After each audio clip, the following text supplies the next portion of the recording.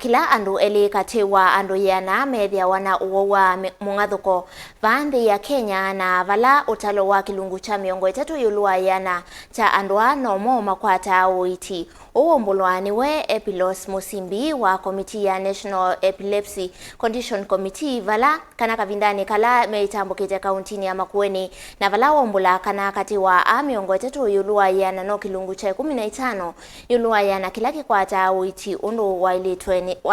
ni ndakitali livoti yake Kale mchalo.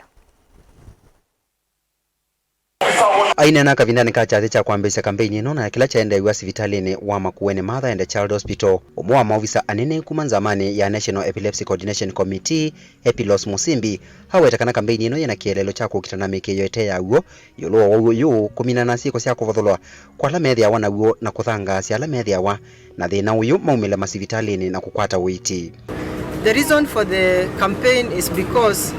epilepsy remains a highly stigmatized brain disorder. Most people still believe it's ignorance, it's witchcraft, it's demon possession, and because of this ignorance, most people with epilepsy are isolated. It's upon this realization that neurologists, researchers,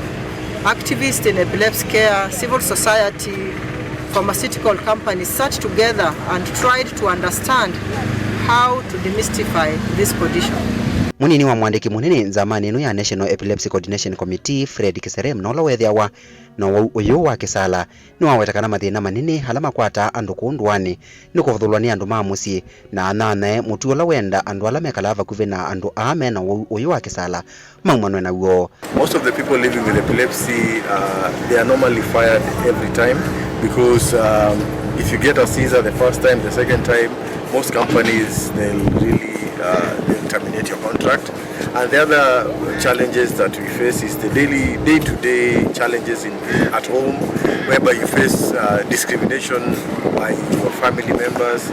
by your close relatives. Ofisa munini muvyani wa uiiti serikali wa kaunti ya Makueni Dr. Steven Ndolo ni wenda alamena wauma wa uyu wa kisala kuya nduani maeko mavitha mesieni na vandu vake mamumile sivitali kenda mavikia kukwata uiiti. Nitwetha tuelimisha ananchi kuhusu sindu ila sietae uyu wa kisala pepa mwina ila kana ketha na mathina kaisiawa nikatona kwitha kena damage kwa akili na isu nitonya kwete kisala kana mundu akwata o cancer ya brain no akwatwa kisala na pia o mundu akaumia mutwe pia no akwatwa kisala lakini kisala ingi no chuka ona maundu acio onthe matevo na kwou tukulia andu onthe katika county no tutwitha na community health promoters ku misi ila mehuthiu kama mwikia screening na wewa nutona itha wino wa kisala uke hospitali likana uiswe na wakapa hospitali tuinala tuita specialist